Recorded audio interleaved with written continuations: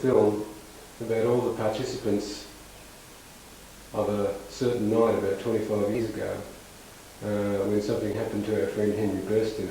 So I know you and I were involved and a few other people were involved. So I'm going around to all the people and asking them their memories of that night. So can you just tell me what you remember about that evening?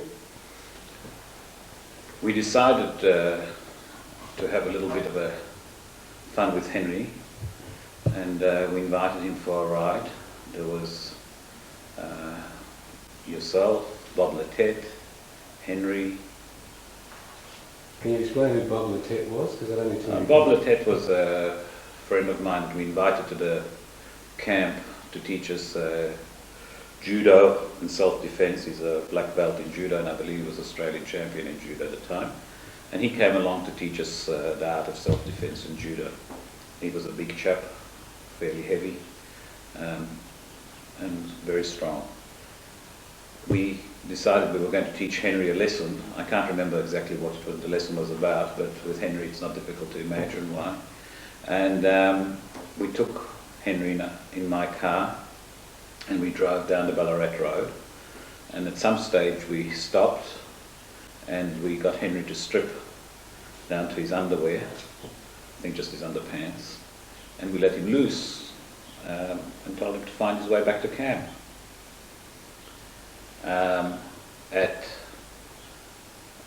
After about 15 minutes or so, we decided we'd better go back and pick him up. And we looked for him and we searched up and down the road between the campsite and Ballarat, and we couldn't find him. So then we saw an industrial site of some sort, and we decided to drive in and thought maybe Henry had gone in there to ask for help. And we couldn't find him. All of a sudden there was a police car behind me and pushing us off the road, signalling to us to come off the road. And we stopped. As we stopped, the policeman came out and pulled a gun out and told us to get out of the car. One of the policemen pointed the gun at Henry and said, at Bob, and said, do you want to take this off me? You're supposed to be the strong ones. At which stage we realised that they must have had something to do with Henry, because otherwise they wouldn't have known who Bob was. Anyway, they got us to go in the back of the police van and took us down to the police station. At the police station, we were left in the van for maybe half an hour waiting. We could see through the window of the van that inside the police station, Henry was there with a policeman. Obviously, he was explaining to them what was happening, what had happened. The trouble with Henry is that he quite often doesn't know how to differentiate between reality and his fantasies, and he must have told them that we'd picked him up and assaulted him or whatever. Anyway, the police, when he saw that the police were keeping us in the van, he must have realised it was more serious. Also, the police, by talking to us, must have realised that Henry was giving him a load of bull, so they started digging into him. About a half an hour later, they took us out and told us off a little bit and said, okay, now you can go back. That's basically it, as far as I can remember. Were you scared during that time at all? At first, when they came out with the gun, after a while, we were worried. I don't know if we were scared. We were probably a little bit worried for a little while what would happen and so forth, because we were the leadership of the camp and all of us were there. But I can't remember that I was exactly scared. And in your memory, how did all the people involved react?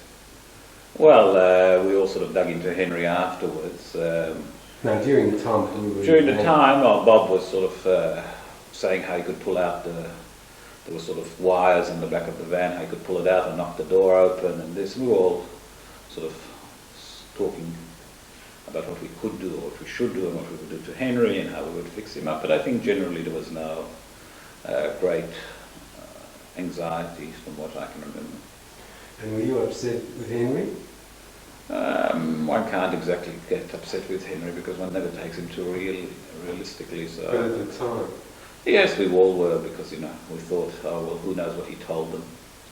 We knew he was probably bullshitting. So. Did you ever find out what he told them? Well, apparently he told them that we'd taken him and assaulted him or whatever, and that we were armed and that we were dangerous and that he didn't know us and so forth, and that he was an innocent bystander, would be picked up and bashed.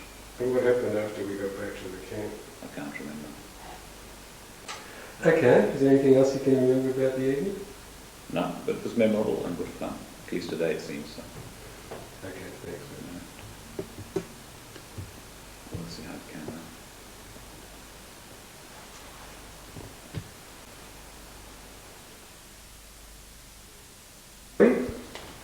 Now we want your version of events that occurred, well, probably nearly 25 years ago now, on that momentous night in Ballarat. What can you recall about it?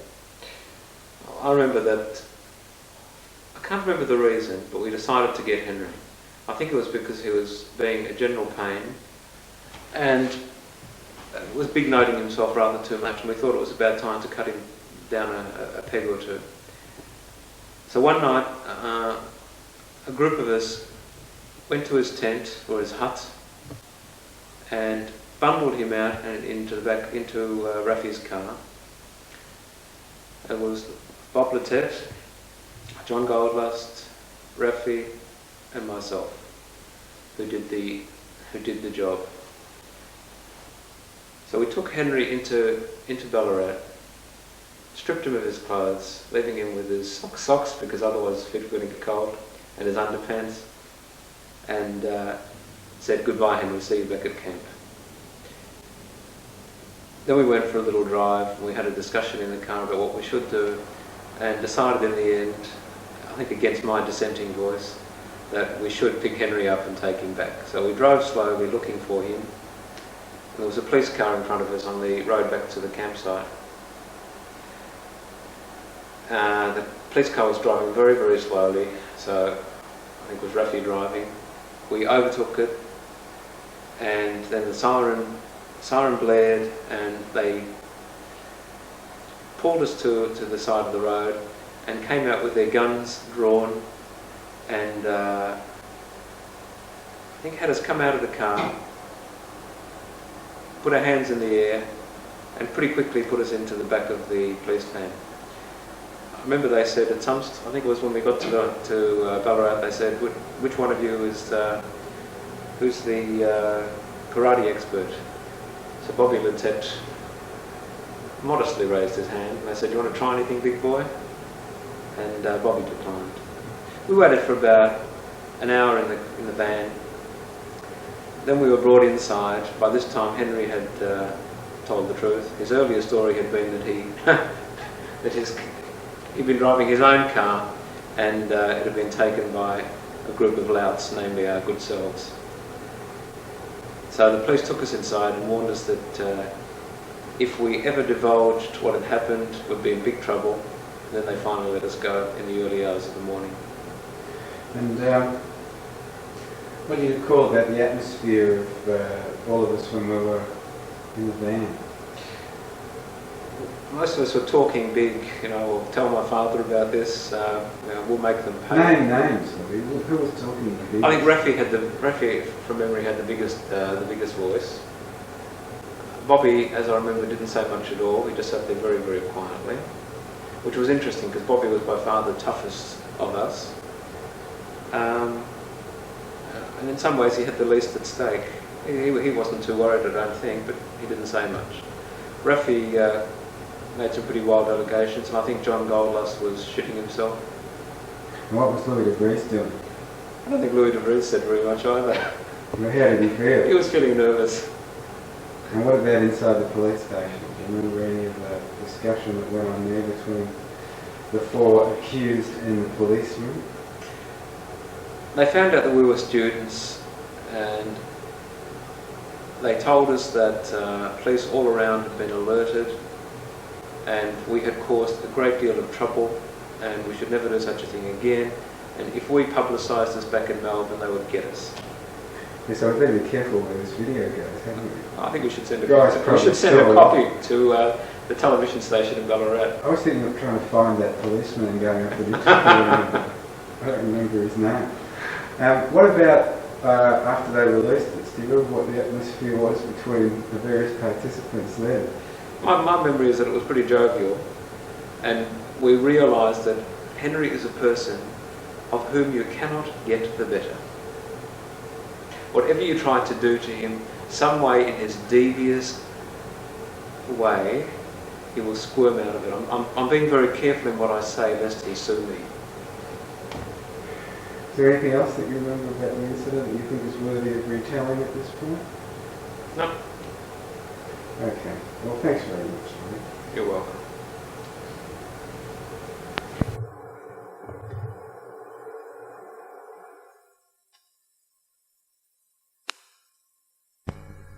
Okay, Henry, what I want to do here is just talk about a night about 25 years ago when strange events happened at a Ballarat camp. No need to look at your watch, it won't take long. 25 years ago. Yeah, well, Just checking the date. yeah, More approximately. than 25 years ago. Alright, we'll have a debate about how long it is, Oh. ago later, but, for the time being, let's assume it was around 25 years ago. And you were at a camp at Ballarat and some strange events happened that's now become legendary in our history, so Amongst some people. amongst some people, yeah. Okay. So, just whatever your recollections are of that evening.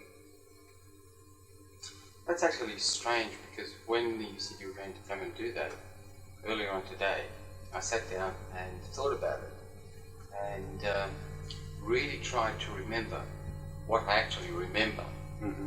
and what has become part of my memory from countless conversations. I have. Can you separate it out? Yeah, I think so. Okay, well, I'd like to hear what you remember.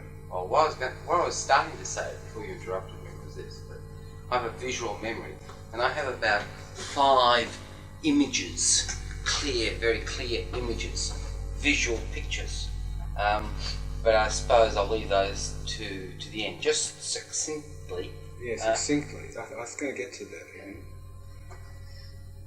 I must have pissed somebody off or a lot of people off during the course of that camp. So I remember being woken up in the middle of the night and being dragged into a car, driven along a long, dark country road, stripped, left in my underwear, and said, "Make your own way back." And who was involved in this? You, Yeah. Rafi, Louis, Robert Lettet,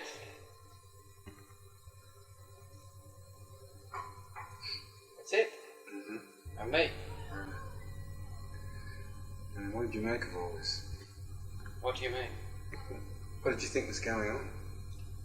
Oh, I thought some people were trying to teach me a lesson. Yeah. And how did you, what did you think was going to happen when you just got out there in your underwear?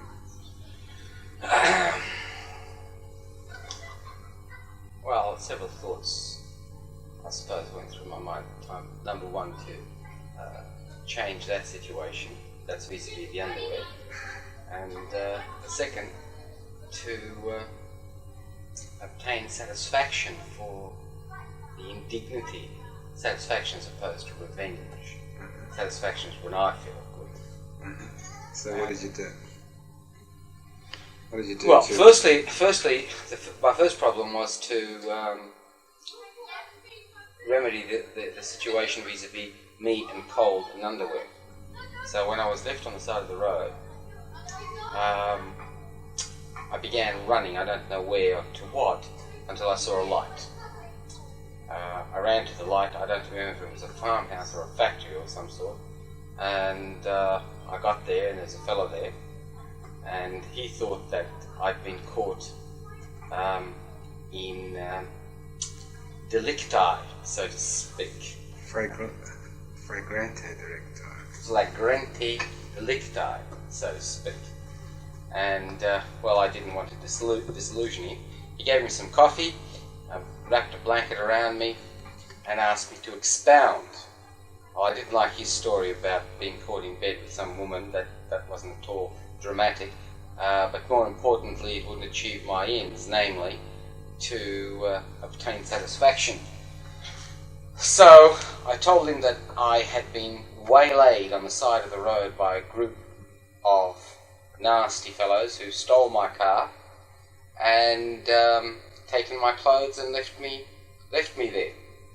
He told me not to worry at all. He'd attend to it forthwith, which he promptly proceeded to do.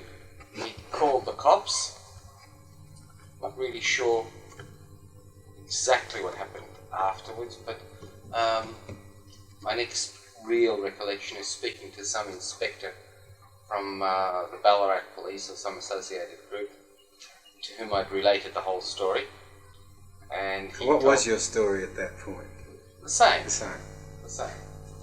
That I'd been waylaid, my car had been stolen, my clothes had been stripped by a gang of hoods, one of whom was a half-chink killer who was a karate expert.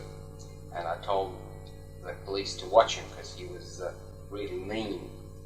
And the policeman really liked this. And so I played it up, of course.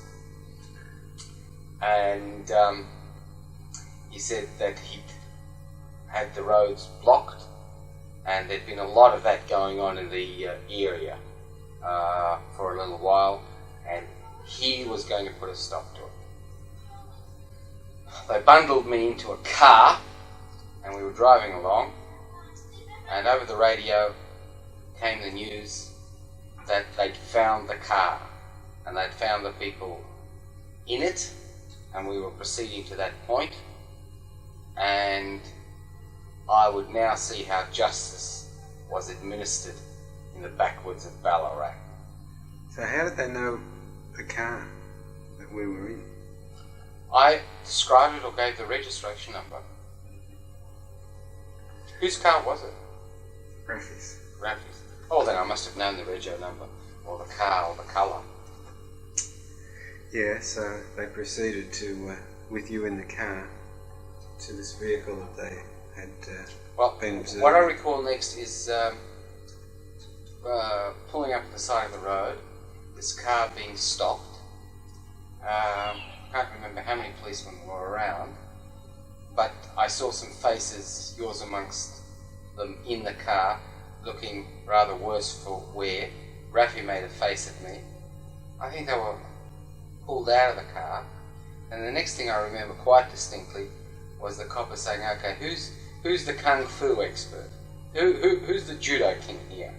And he pulled out a pistol and placed it near Robert's head, not pointing it at him, but up in the air. And I think he fired it and said something to the effect, "Okay, you want to take me on? You want to try it out? You want to have a go? Now's the time." Some such thing.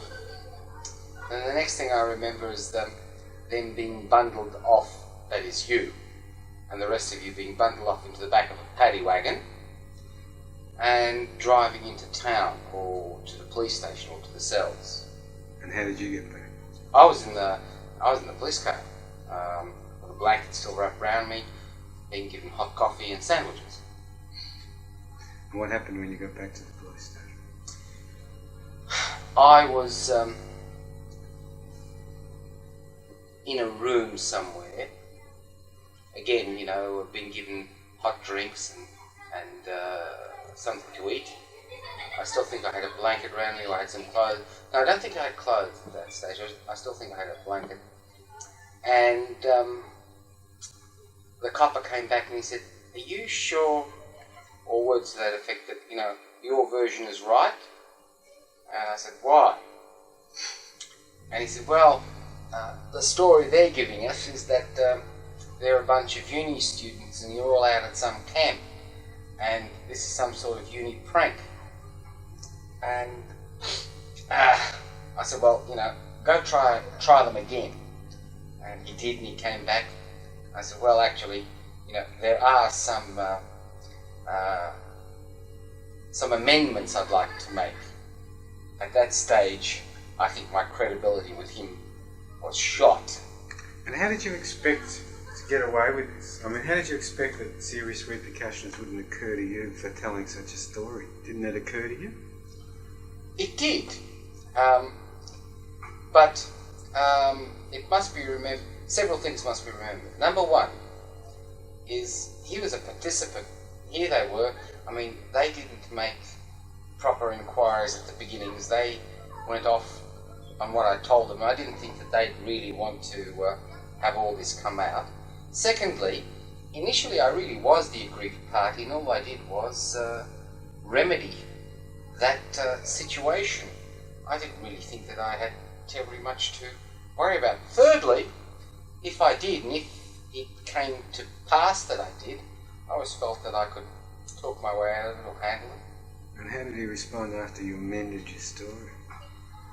I don't remember whether he put me back in the car or whether he drove us back, but he said words to the effect that if there was any further problems out of that camp or anyone to do with it, he'd raise it and everyone to do with it to the ground. And no one was ever to know anything that happened that night. It was not to get back to the police in town or the radio stations or anyone whatsoever. Rafi in the station was saying not to worry, they'll get the best lawyers in town. That really helped me, because every time the copper heard that, he came back and told me, don't worry, we'll grind them down, we'll get them. Don't you worry. I like these kind of fellas, don't worry. And what happened after they let you go? The police? I think I came back with you in the car. That's right. And what was the atmosphere like in the car? I felt good. The rest of you? A lot of people talk to you? No. No. I don't believe so. No. No, but I felt that I'd made my point. Yeah. Well, I reckon that's a fair assessment, that you made your point. You think your point lasted very long? 25 years. Yeah, it looks that way, doesn't it? Okay, thanks very much. Okay.